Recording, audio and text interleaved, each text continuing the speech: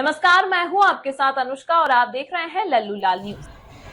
उत्तर प्रदेश में तंबाकू, पान मसाला और सिगरेट बेचने के लिए व्यापारियों को लाइसेंस लेना अनिवार्य हो गया। राज्य सरकार ने महत्वपूर्ण निर्णय लिया है, जिसका उद्देश्य तंबाकू और अन्य हानिकारक पदार्थों की बिक्री को नियंत्रित करना और सार्वजनिक स्वास्थ्य को बेहतर बनाना है। इस नए नियम के तहत अब कोई भी व्यापारी बिना लाइसेंस के उन उत्पादों की बिक्री नहीं कर सकेगा। ये नियम उत्तर प्रदेश 1 मार्च 2025 से लागू होगा।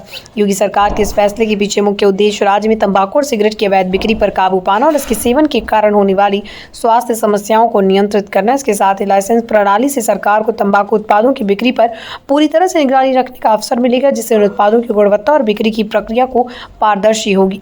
इस कदम से राज्य के नागरिकों की सेहत को सुरक्षित रखने के लिए भी एक मजबूत ढांचा तैयार किया जा सकेगा। राज्य सरकार ने लाइसेंस प्राप्त करने के लिए एक सरल और पारदर्शी प्रक्रिया निर्धारित की। व्यापारियों को संबंधित विभाग में आवेदन करना होगा, जहां उनकी दुकान की स्थिति, उत्पादों की गुणवत्ता और अन्य मानदंडों का मूल्यांकन किया जाएगा। आवेदन के बाद अगर सभी नियमों का पालन किया जाता है तो व्यापारी को लाइसेंस जारी किया जाएगा। लाइसेंस की वैधता 1 वर्ष होगी और इसे हर साल नवीनीकरण की आवश्यकता होगी। अगर कोई व्यापारी बिना लाइसेंस के तंबाकू, पान मसाला या सिगरेट बेचता है तो उस पर सख्त कार्रवाई की जाएगी। इसके तहत व्यापारी पर जुर्माना लगाया जा सकता है और बार बार उल्लंघन करने पर उनकी दुकान को बंद भी किया जा सकता है।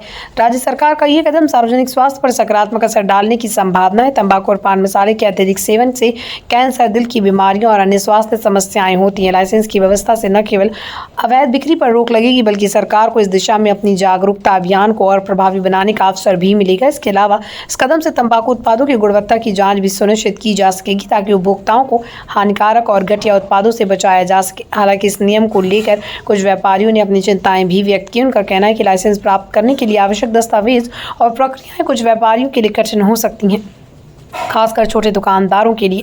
ऐसे में वो सरकार से अनुरोध कर रहे हैं कि लाइसेंस प्रणाली को सरल और व्यवस्थित किया जाए, ताकि किसी भी व्यापारी को इससे कोई दिक्कत ना हो।